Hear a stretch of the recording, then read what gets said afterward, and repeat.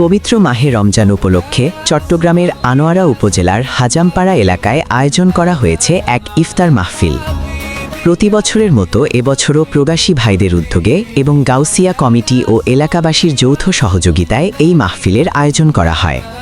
ইফতার মাহফিলে এলাকার গণ্যমান্য ব্যক্তিবর্গ, মুরব্বী, বড় ভাই ও ছোট ভাই সহ স্থানীয় মুসল্লিরা উপস্থিত ছিলেন। ইফতারের পূর্বে দেশ, জাতি এবং এলাকার শান্তি ও সমৃদ্ধি কামনা করে বিশেষ মোনাজাত করা হয়।